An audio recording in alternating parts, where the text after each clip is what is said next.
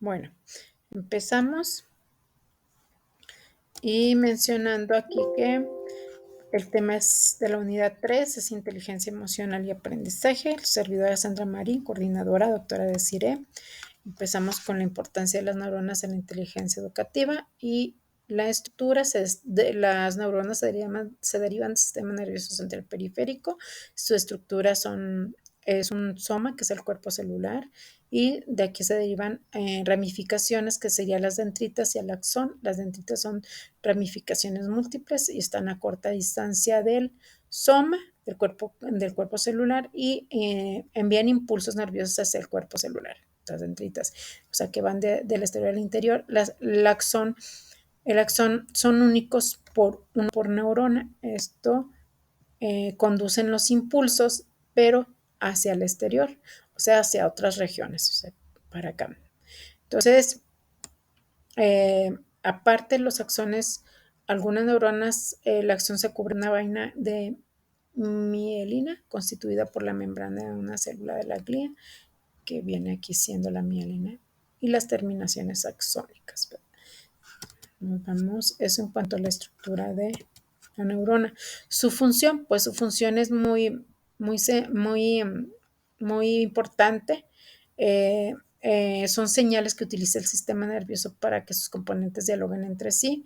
¿Cómo hace que estas señales lleguen? El cerebro elabora una orden para generar un movimiento. Dicha orden es el resultado de un proceso de una enorme cantidad de señales, que estas señales provienen de los sentidos y de la propia actividad cerebral. La orden es emitida a los ejecutores. Nuestros ejecutores son los músculos. Una vez que llega a los músculos se genera el movimiento, que este movimiento el cerebro comienza a recibir la información. Entonces esta actividad normalmente se utiliza cotidianamente, y involucra millones de neuronas conectadas entre sí, forma lineal, en circuitos. Estas neuronas, esta diversidad de circuitos neuronales forman el sistema nervioso. Entonces, nuestro sistema nervioso está lleno de circuitos neuronales y a la vez de neuronas que se conectan entre sí, y las neuronas tienen a su cargo una función muy importante. ¿Cuál sería su función? La de captar y transmitir los impulsos nerviosos dentro del sistema, mientras que la célula de la neuroglía o glía tiene a su cargo las funciones de sostén, defensa, protección y aporte de material para el metabolismo de las neuronas, que tienen su propio metabolismo. Entonces las neuronas captan y transmiten los impulsos nerviosos del sistema.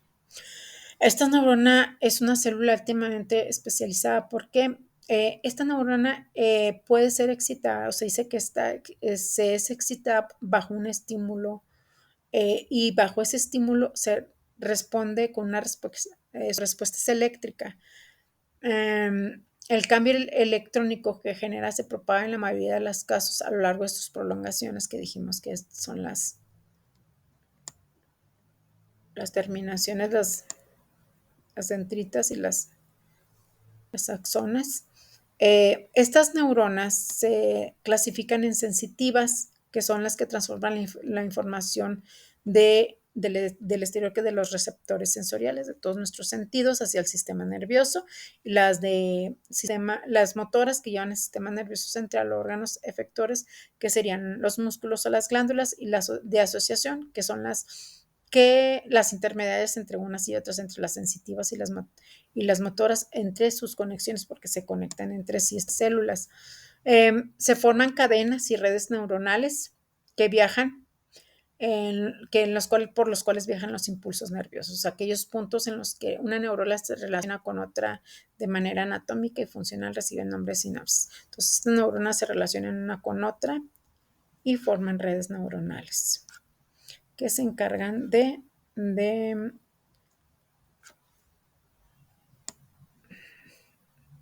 transportar información de receptores, ¿verdad? Entonces, vamos a la siguiente. Este es un ejemplo. ¿Cómo se relacionan las neuronas con la inteligencia? Las personas más inteligentes tienen una arquitectura neuronal extendida que les permite procesar más rápidamente la información. Bueno, las personas que se dicen más inteligentes son las que procesan más rápidamente la información. Poseen una red neuronal menos densa, pero mayormente organizada, o sea que en esa organización son eficaces. No tiene nada que ver que la red neuronal sea más densa, sino que sea mayormente eficaz, que sea eficaz en cuanto al análisis, la reflexión y la resolución de problemas. Esta organización neuronal, la inteligencia depende más de la organización neuronal que del volumen de las neuronas activas. Es decir, en el momento de la cognición o del momento que estamos pensando, eh, esta organización neuronal es muy importante, más que si tenemos en ese momento millones de neuronas funcionando, conectándose unas a otras. No depende de eso, depende de la organización neuronal que sea efectiva. Cuanto más inteligente es una persona, menos dendritas hay en su corteza cerebral. Esto menciona que las personas con mayor cociente intelectual poseen más neuronas, sino que al mismo tiempo tienen menos interconexiones dendríticas entre las neuronas en el momento de la conexión, que fue lo que explicamos anteriormente, lo que significa que tienen una red neuronal menos densa, especialmente, bueno, esta ya lo explicamos, un alto cociente intelectual como una mayor interconectividad. Entonces, es muy importante que estas neuronas se conecten de manera eficaz, no importa la densidad entre sí, sino que cuando mayor eficaz sea, va a ser mínima el esfuerzo de reflexión, pero va a ser mayormente la eficacia, ¿verdad? Los cerebros de personas inteligentes muestran menos actividad neuronal durante bueno, ya mencionamos eso. Los cerebros inteligentes poseen conexiones neuronales delgadas, pero eficientes, ¿verdad?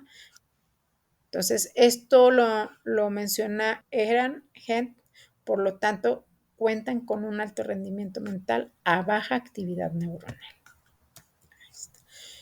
Tenemos la inteligencia de las personas. Para Gardner, la inteligencia es un conjunto de habilidades para la solución de problemas, crear productos valiosos en su cultura y encontrar o generar problemas que permitan la adquisición de nuevos conocimientos. Son diversos tipos de inteligencia para el autor. No solamente se enfrasca en uno, y este tipo, tanto lingüística, lógica, matemática, especial, interpersonal, interpersonal, existencial, musical, corporal, kinestésica, naturista, no se ven aisladas, podemos desarrollar 3, 4 más, depende ya del desarrollo de cada persona. Podemos a lo mejor ser muy buenos o muy inteligentes en el lógico matemático, pero también en lo musical. Entonces, y todas esas se relacionan una con otra también. Entonces, son los tipos de inteligencia, no son aislados, entonces son la inteligencia múltiple. Y aquí explica cuál es cada una. Por los tiempos nos vamos a ir rápido. Entonces, la inteligencia según la edad. El cerebro nunca deja de cambiar. Bueno, aquí menciona la plasticidad del cerebro. Entonces, que durante toda nuestra vida, desde que nacemos hasta nuestra muerte, siempre hay plasticidad, hay un cambio en nuestro cerebro. Entonces, depende más bien habla del rendimiento intelectual máximo, así lo dice, o la cúspide del rendimiento intelectual. Todos tenemos una cúspide de ese rendimiento intelectual. Por ejemplo, la identificación de personas, la cúspide es a los 3 años. El encontrar semejanzas, la cúspide es a los 39 años. Según estudios, ¿verdad? Tenemos una cúspide de rendimiento intelectual. ¿A qué quiero llegar con esto? Mencionan los estudios que lo importante es mencionar que el cerebro nunca deja de desarrollarte, nunca deja de ir cambiando. Al pensar en cómo cambia la inteligencia con los años, a veces creemos que vamos bajando de rendimiento o se va reduciendo las funciones del cerebro. Estos estudios demuestran que no, que cada edad tiene diferentes habilidades o cúspides en las habilidades. Entonces, nuestro rendimiento y nuestras funciones siguen, pero sí tenemos a lo mejor diferente rendimiento a diferentes edades, pero hay diferentes habilidades, o sea, todos seguimos siendo habilidosos en algo. La influencia de la personalidad en la capacidad del aprendizaje. Bueno, esto menciona sobre el contexto. El contexto que desde que nacemos, desde el apego con la mamá o con la familia, la parte emocional, la parte sexual, todo aquello, las amistades, la familia, la escuela, las interacciones, todo va determinando desde un contexto muy cercano lo que es tu personalidad. Todo eso influye en la formación de tu personalidad, en tanto en lo emocional como en lo interpersonal, todo eso, ¿verdad? Entonces lo cognitivo. O sea, hay 3 elementos centrales en el desarrollo de la personalidad, que es el autoconcepto, la autoestima y la identidad personal. Estos son procesos internos de cada persona, los cuales son dinámicos, activos, pero están condicionados siempre, si bien son internos, están condicionados por las experiencias que tengamos en nuestro entorno inmediato, entonces todo esto va formando parte en la construcción de nuestra personalidad. Tanto la familia, las relaciones, la pareja, las amistades, los compañeros del aula, todo esto va formando nuestra personalidad, que abarca lo corporal, lo emotivo, lo cognitivo, lo social y lo conductual, formando una estructura que sería la personalidad, que es en interior, y la vemos reflejada en lo exterior, ¿verdad? Si la persona si durante esa formación de la personalidad sufre algún trastorno, pues trae consecuencias y trae alteraciones, tanto psicológicas, afectivas, cognitivas, sociales, de conducta.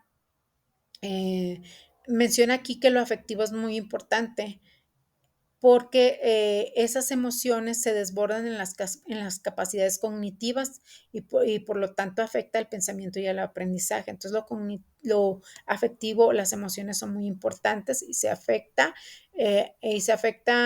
y si no hay una formación correcta o hay una distorsión en la personalidad sobre las emociones, pues va a afectar en lo cognitivo, en el pensamiento y en el aprendizaje.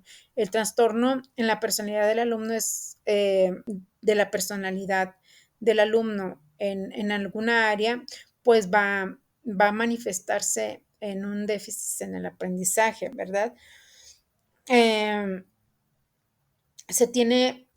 Dice que se puede considerar que un individuo tiene una personalidad saludable o no saludable.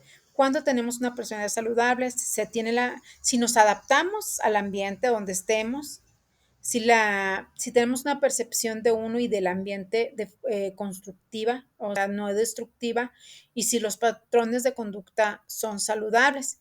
Y se puede considerar también ahí una personalidad anormal y no saludable, pues precisamente en lo anterior, si no podemos adaptarnos a los cambios, si no podemos adaptarnos al ambiente, si tenemos una concepción destructiva de nosotros mismos, si nuestra conducta con los demás no es saludable, es destructiva, entonces todo eso se ve que nuestra personalidad no es saludable. Y finalmente, la influencia de la personalidad en capacidad de aprendizaje. Pues ya lo comenté ahorita, se puede considerar que un individuo tiene una personalidad saludable cuando, bueno, se puede adaptar, tenemos una buena percepción de nosotros, tenemos conductas saludables, y es anormal o no saludable cuando somos inflexibles, no nos adaptamos, la percepción de uno mismo del entorno son negativas y frustrantes, si tenemos efectos negativos para la salud. Entonces aquí vemos todo lo que involucra la formación de nuestra personalidad desde que nacemos y cómo afecta directamente el aprendizaje y la construcción del conocimiento, la construcción de ese aprendizaje ya cuando de manera formal en las escuelas, ¿verdad?